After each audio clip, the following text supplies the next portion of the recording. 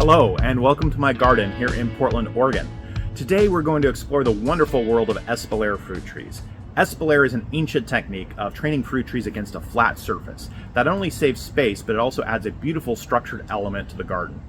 I'll be focusing on trimming my Espalier apple trees and a fig tree, ensuring they stay healthy and productive throughout this season.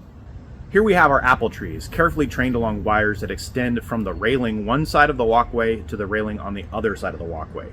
The goal with this setup was to create a living fence along the walkway. As you can see, they've started to put on a lot of growth with the warmer weather. Ideally, I would have done this in late May or early June. Here at the beginning of July, it's later than I'd like, but it's never too late to start working on the shape of your Espalier trees. Working this far into the summer just means I need to be careful about where the fruit's set, not to trim those branches off. If I have fruit, that is.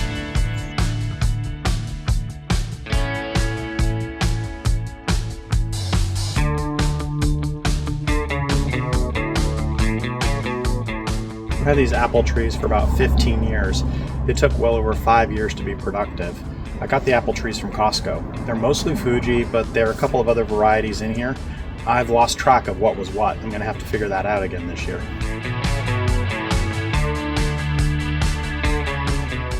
When trimming Espalier apple trees, we want to focus on a few key things. I have 2 rows of main branches that stem from the trunk and extend out on either side. On those branches, I get smaller vertical branches, which I'm going to cut back so there's only a few green leaves on each of those vertical shoots. This time of year, I'm also looking for the start of the fruit. I'm going to avoid cutting back something that has fruit hanging off of it if I find any. Unless, of course, I want to trim that fruit off to lighten the load. Using a pair of sharp clippers make it clean cuts. This helps the tree heal quickly and reduces the risk of disease. You may want to clean your clippers before getting started. You could use an alcohol solution. The goal is to get rid of any bacteria that might infect the trees. This is particularly helpful if you do a lot of trimming from a lot of different trees that have been exposed on these clippers. One of my goals in trimming the trees is to thin out any crowded areas to allow light and air to penetrate, which is crucial to getting healthy development here. As I'm trimming, I'm going to keep an eye out for any diseased or damaged wood and remove that promptly. This not only helps the tree stay healthy, but it also prevents the spread of other potential issues.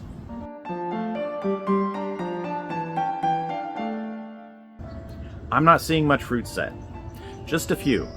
So either it's buried in here, my eyes just aren't finding it, or maybe I just don't have much fruit this year. That happens sometimes depending on when the flowering occurred and how cold it got after the flowering. I wasn't paying attention to those things this year, so I'm really not sure at this point. But when there is fruit set, this might be a good time of year to also thin that out. Here they are, a bunch of apples. Probably need to thin these out. Now let's move over to our Espalier fig tree. Fig trees, while different from apple trees, also will benefit greatly from regular trimming.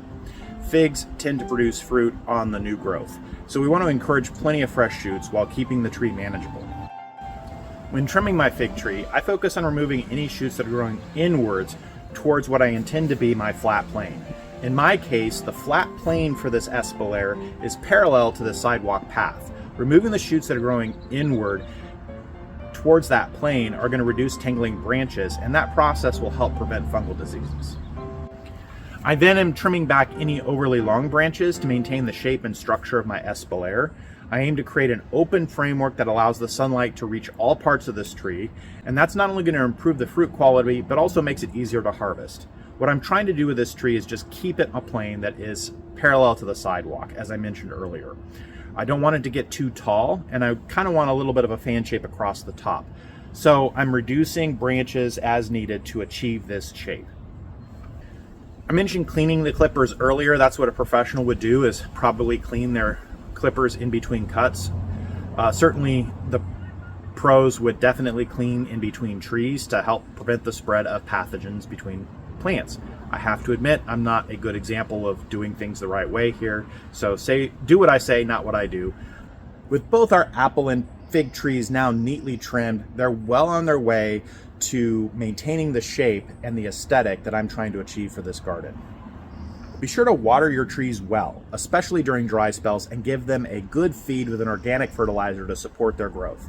If you're here like me in Portland, Oregon, it's been getting hotter and hotter for periods of time during the summer. That could really stress the trees. So, water. And most importantly, enjoy the process and hopefully some fruits of your labor. Well, here I am tackling a common challenge many gardeners face, trimming and training an unmanaged grapevine. If your grapevine has been left to grow wild like mine has here, and is now full of leaves and tangled branches, I'll walk you through what I'm going to do to bring it back into shape and get it on the path to healthy growth and hopefully some fruitful production. Here we have our unmanaged grapevine. As you can see, it's grown quite wild with abundance of leaves and tangled branches. The first step is to assess the vine and identify the main trunk and primary branches. These will be the foundation of the trimming and training that I do here. I'm going to begin by carefully untangling the vines to get a clear view of the structure, look at the thickest and most established branches, which will serve as my main framework for the plant. Start by removing any dead, diseased, or damaged wood. This helps improve the overall health of the vine and prevents the spread of disease. I'm going to use a sharp pair of clippers to make clean cuts, ensuring that I just cut above healthy buds and side branches. Next, I'm going to cut back any suckers or shoots growing from under the base of the vine. These can divert energy away from the main trunk and should be pruned to maintain a strong, healthy structure. Now with the initial trimming done, it's time to thin out the canopy. I'm focusing on removing excess growth to open up the vine and improve air circulation. This is especially important in the summer as it helps reduce the risk of fungal diseases and ensures that sunlight is going to reach all parts of this plant.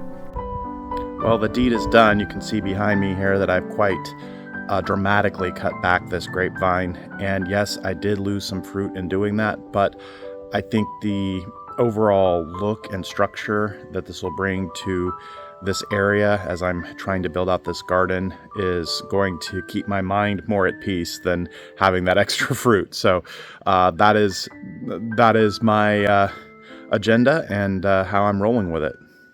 I want to identify the strongest, most vigorous shoots along the main branches. These will be the primary fruiting arms. If I was doing this early enough in the season, I could trim back everything other than maybe 5 or 7 healthy shoots per vine. However, in this case, because I'm cleaning this up after it's already kind of grown out, we're already into July, I am just going to cut away and kind of leave healthy shoots where I see them. I'm not necessarily going to get to 5 or 7. We'll see what this ends up with. Trellis system here that I makeshift, really, some really old fence boards that I pounded into the ground, 2x4 boards that I pounded into the ground, and then I strung wire across. Then I'm using this jute twine that I get from the dollar store. I love this stuff. It's easy to use and obviously cheap at the dollar store.